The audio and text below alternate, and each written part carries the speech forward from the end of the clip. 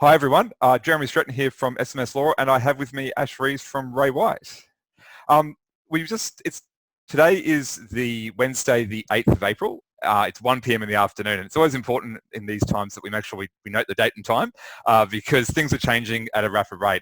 Ash and I thought we'd just get on and do a quick video about what we know right now about these SME commercial leasing principles during COVID-19. And this is the National Cabinet document, Mandatory Code of Conduct, that was launched yesterday, so Tuesday the 7th of April, 2020, and is really the starting point of understanding what's going to happen with leases and what needs to happen between landlords and tenants. So the way that we're going to do this is Ash is going to ask me a few questions. So I'll hand over to Ash and we'll go through and do that.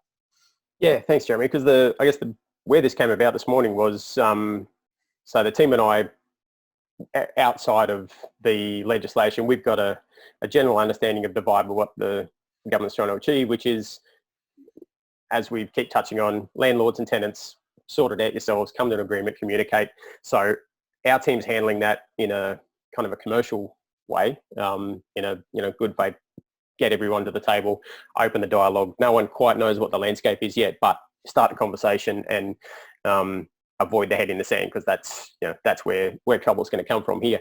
But every question and every answer created another question as we're talking through, and the rabbit holes we were going down this morning, I thought I'm going to be answering these questions 100 times over the next couple of days. So I thought I'd flag, you're the man to be able to answer some of these. So, and I think am I right in saying that the common trend in this is there's a lot of wait and see in the fine detail of it, but it was really good for me to get an understanding from your side when I asked you, what are the actual steps from today to when this actually comes. So the PM walks off the podium after making the statement. What actually happens between then and rubber meets the road with through all levels and into the hands of the tenants and owners for execution? Yeah, so and that's a really important question for people to understand, because what this document is, and I keep on holding up here, this is my copy of it with some highlighting, is a code of conduct. And basically the process that they've gone through is to agree at a state and national level about the general principles that are going to be codified into law. But all things to do with property are state-based in Australia. So we have 6 states, 2 territories, and a federal government. And the states and the territories have to pass laws to govern property in their states. So the law that's passed in New South Wales or WA or South Australia is going to be different to Queensland. And that's just a necessary part of our federal system. We can't change that. That was decided a long time ago. So the Prime Minister walks off the podium, they release this code of conduct, and everyone starts to read it, starts to get an idea about what the general principles are going to be. But then the states need to then go and pass their laws. So just from a very basic 101 point of view on here, in Queensland, where we are, we have one House of Parliament. So what that means is that the government of the day, which is the Palaszczuk government, has to draft the legislation. Presumably they've already drafted it. I wouldn't think that they would have got this far without it being drafted. They then need to introduce it into Parliament, and it goes through a three reading process, and then gets passed, and then goes to the governor to get signed off. That whole process normally takes weeks, because you have committees, committees that analyse the terms of the legislation, you have opposition debates, you have all these things. What's been happening now is, because everything has changed so rapidly, I was just thinking about this earlier today, Ash, that 3 weeks ago, none of this was even thought of. And in 3 weeks, it's the 8th of April, the world has just turned on its head. And so they're pumping out this legislation as fast as they possibly can. I think my personal read on the situation is that we'll have something next week. So that's the week of Easter Monday, which is the 13th, Monday the 13th of April.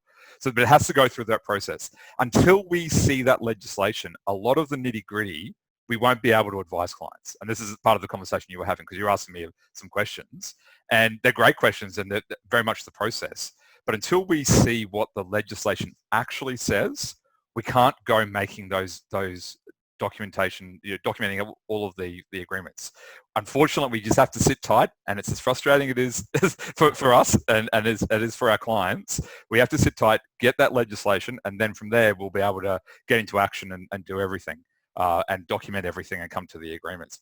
But we can't do that until we have until we know what that legislation says.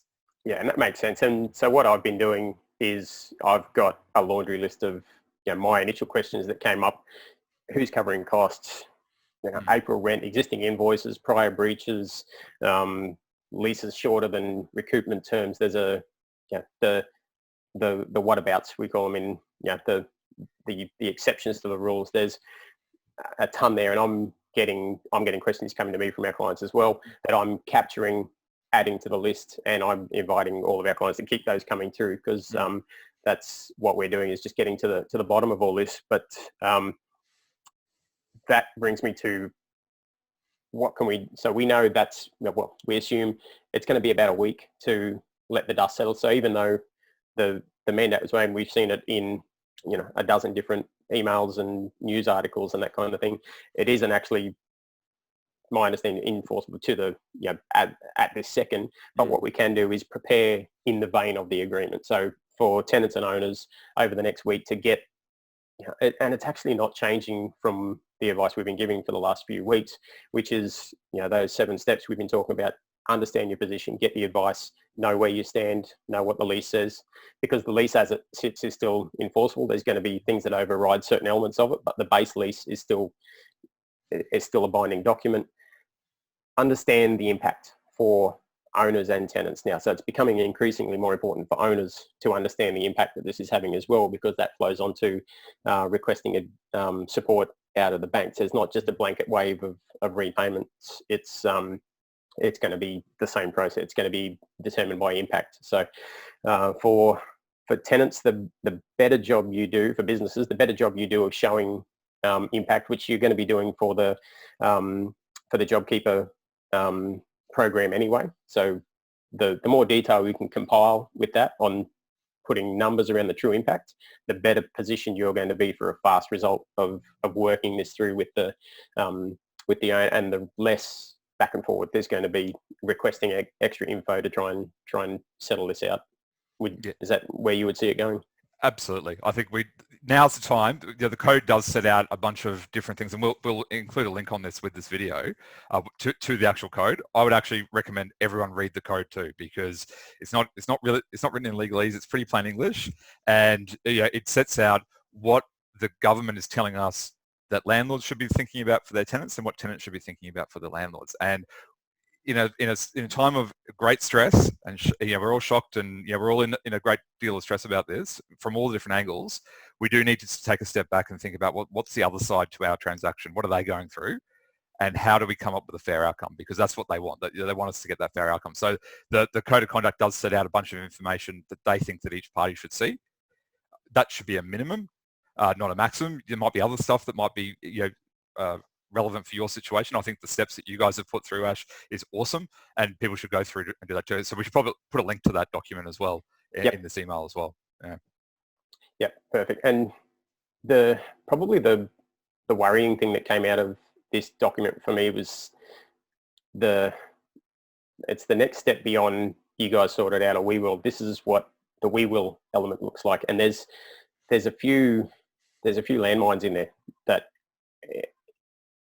we'll find out more over the next week on the specifics of it. But as always, the devil's in the detail with this kind of thing. So making sure that the handshake agreement you come up with today, if you're dealing directly with your tenant, or that's I'm thinking from an owner's point of view, dealing directly with the tenant, the easy handshake you get today can cause issues down the track. So that's exactly what that looks like is going to flesh out a bit more in the next few days. But it comes back to step 1 in our process: know where you stand, get the advice. So where are you as a resource? Obviously, accountants, Jeremy, yourself, come to your financiers, get the advice so you know where you stand before you're committing to anything specific. Yeah, absolutely. And we're, for those who have seen before, Ash and I have been with some other consultants, been running Carmen's Contagious webinars about what's going on right now and the advice. Our goal is to do one in next week, which is the week beginning the 13th of April. And my goal is that we should be talking about this as well as knowing a bit more detail about the JobKeeper payment as well. I think that's another important element just to emphasize, that if you're a tenant and you're not entitled to JobKeeper, this will not apply to you. Yeah. There's a lot, I know lots of people who haven't had that downturn who are still looking at getting a rent reduction. This code does not apply to you. So does that mean that you can't negotiate? No, it doesn't. But this code will not apply to you if you're not entitled to the JobKeeper payments. So just bear that in mind when you're thinking about this too. I think that's it, Ash. Is there anything else you want to add? No, I think it's going to be interesting. It's always an interesting couple of days at the moment, but this is the topic of the week, so it'll definitely be interesting to see what kind of meat gets put on these bones. We'll be obviously scouring through the copious amounts of information that comes at us to drill down into the relevant and hand over the, try and concentrate it down into the relevant points. But yeah, should be an interesting week. And just to reiterate what you said before too, always make sure that if people are watching this, if you've got a question, email Ash or me. We may not know the answer now, and you might get annoyed with the typical lawyer answer of it depends. I hate saying that, but it does depend because it depends on the legislation. But if we have all the questions that people are asking, then we can start to put this together in the right way for you. And if you can almost guarantee that if you've got that question, someone else does too. So there's no stupid questions, just ask them. No, we've got all our agents basically in problem-solving mode at the moment. So call them up. They may not have the answer at their fingertips, but they do have us as the resource. So they're the conduit for all the questions to come back to us, and then we dig into the details and come back with the answers. So it's working so far, and yeah, we're committed to just keep the information coming. Absolutely. All right, everyone, have a great day, and we'll let you know when there's more information to know and when the next webinar will be.